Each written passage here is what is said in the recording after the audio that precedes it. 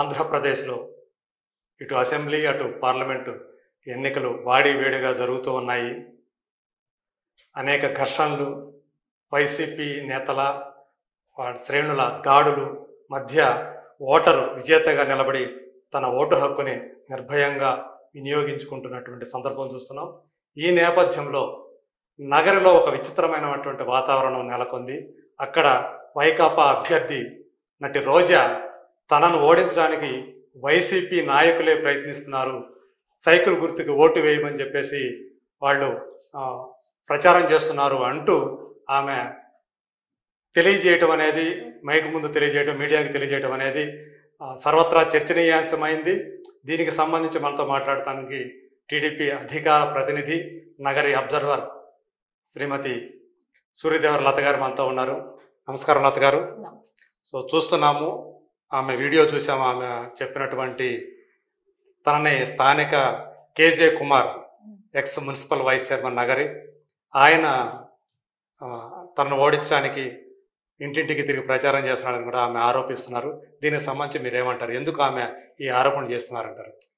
ఆయన ఒక్కడిని ఇప్పుడు ఈ రోజు చెప్తుంది, కానీ గతం మనం ఆవిడ ప్రచారంలో కూడా చూస్తే కూడా ఎక్కడ ఆవిడ వెనకాల ఒక కారు కూడా ఉండేది కాదు. ఆవిడ ఒకటే సింగిల్, వాళ్ళ బ్రదర్ ఒక కారు అనమాట, అంతే. ఇంకా ఆవిడతో జన సమూహం కూడా ఎక్కడా లేదు. ఆవిడ వెళ్ళిన చోటంతా కూడా వ్యతిరేకించటం ప్రజలు ఎక్కడికెక్కడ. సో మా ఊర్లోకి రాకండి, మా ఊర్లోకి నువ్వు రావాల్సిన పనిలే, ఎస్టీ కాలనీలు కానివ్వండి, ఎస్సీ కాలనీలు కానీ, ఇవన్నీ కూడా ఆవిడని వ్యతిరేకించడం జరిగాయి. ఎందుకంటే ఎప్పుడు కూడా ఆవిడ గెలిచిన తర్వాత వాళ్ళ దగ్గరికి వెళ్ళటమే కానివ్వండి, వాళ్ళకి ఏం కావాలని చూడటమే కానివ్వండి, ఎప్పుడు గతంలో కూడా ఎక్కడ చేసిన పద్ధతి లేదు.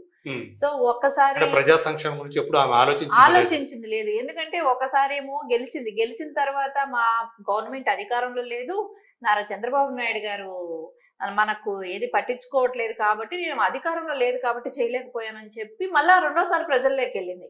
సో దాని మూలాన జగన్మోహన్ రెడ్డి ఒక్క ఛాన్స్ మూలాన ఆయన సీఎం అయితే నేను రేపు పొద్దున రాష్ట్రానికే కానివ్వండి, నియోజకవర్గ అభివృద్ధికి కూడా నేను ఎంతో కృషి చేస్తానని కళ్ళబొల్లి మాటలు చెప్తే దాన్ని నమ్మారు. నగిరి నియోజకవర్గం ప్రజలందరూ కూడా ఓట్లు వేయటం జరిగింది.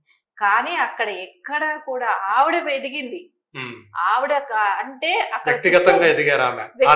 ఆర్థికంగా కానివ్వండి, ఆ చుట్టుపక్కల ఉన్న వనరులే కానివ్వండి, అంటే మట్టి కానించి గ్రావెల్స్ దగ్గర నుంచి అంటే గులకరాయి ఇవి కానివ్వండి, ప్రతిదీ కూడా నందాలు చేయటం అన్నమాట. ఇంకా సరే ప్రతిదీ రోజుకి 200 ట్రక్కుల వరకు మట్టిని కూడా తరలించడం, అంటే గ్రావెల్స్ తరలించడం అనేది జరిగేది. అంటే ఒక ట్రక్కుకి 20,000 రూపాయలు అంటే రోజుకి తన కలెక్షన్ ఎంత.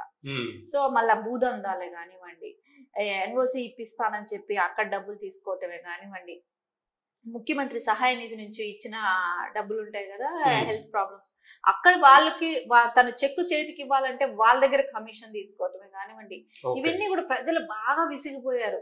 సో ఎప్పుడెప్పుడు ఈ ఎలక్షన్ వస్తుందా, తన భారం వదిలి తెచ్చుకుందాం అన్నట్టుంది. ఇంకోటి కేడర్ లో వాళ్ళ నాయకుల దగ్గరే కూడా డబ్బులు వసూలు చేయటం. సో నీకు ఈ పోస్ట్ ఇప్పిస్తా, ఆ పోస్ట్ ఇప్పిస్తానని చెప్పటం, డబ్బులు వసూలు చేయటం, తర్వాత వాళ్ళకి పోస్టులని వెళ్ళి అడిగితే వాళ్ళని తిట్టడం, వాళ్ళ మీద తిప్పి కేసులు పెడతానంటాం. సో దాంతో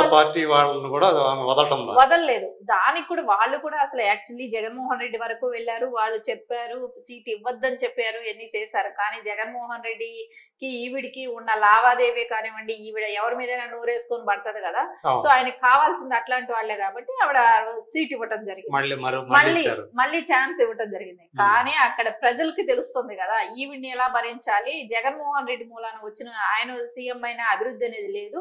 సో రేపు పొద్దున ఉద్యోగాలే కానివ్వండి, సొంత పార్టీ నేతల్లోనే వ్యతిరేకత ఎక్కువ అయిపోయింది. సో వాళ్ళైతే గత వారం క్రితం వరకు కూడా పార్టీలో టీడీపీలో జాయిన్ అవ్వటమే, నగరి స్థానికంగా ఉన్న లీడర్లు అందరూ కూడా జాయిన్ అవటం జరిగింది. సరే అందరికి డబ్బులు పంచటం, ముక్కు పుడకలతో కూడా పంచింది. ముక్కు పుడకలు, డబ్బు, మద్యం, సో ఈ 3 ఇంటింటికి చేరేటట్టు చేసింది. సో అయినా కూడా ప్రజలు సో మా డబ్బేగా పంచుతుంది, ఆవిడ ఇంట్లో నుంచి తెచ్చి పెట్టట్లేదు కదా అని చెప్పటం, వెళ్ళి ఓటు మటుకు వాళ్ళకి నచ్చిన ప్రజల్లో లేదు. వాళ్ళ నాయకులు ఎవరైతే ఉన్నారో వాళ్ళు కూడా టీడీపీకి ఓటేయండి, టీడీపీ గెలిస్తేనే భవిష్యత్తు బాగుంటది అనేది వాళ్ళకి స్పష్టంగా ఒక అవగాహనకు వచ్చేసారు అక్కడ. సో అందుకే ఈ రోజు రేపు ఎప్పటికైనా ఆవిడ ఓడిపోయేది అంటే ఫస్ట్ డిక్లేర్ అయ్యే సీట్ కూడా అదే అవుతుంది. ఎందుకంటే ఈవిడైతే ఓడిపోవటం అనేది కన్ఫర్మ్ అనేది గతంగా తెలిసిన విషయమే. కానీ ఈ రోజు తనంతట తన బయటపడిపోయింది. అంటే తను ఓడిపోయిందంటే తన పార్టీ వాళ్ళే ఓడిపోయాను అని చెప్పేసి జనాల్లోకి అలాంటి ఫీలింగ్ తీసుకెళ్ళడం కోసం మెసేజ్ అదే చేయటానికి కోసం నాకు పార్టీ వాళ్ళ అంటే తనది ఎప్పుడు ఓడిపోయినా చెప్పే రీజన్ ఒకటే. తెలుగుదేశంలో కూడా గతంలో ఓడిపోయినప్పుడు పార్టీ మీద నిందేయటం, కేడర్ మీద నిందేయటం అనేది గతంలో మనం చూసాం కాబట్టి రేపు పొద్దున ఇప్పటి నుంచే బిల్డ్ చేసుకుంటుంది.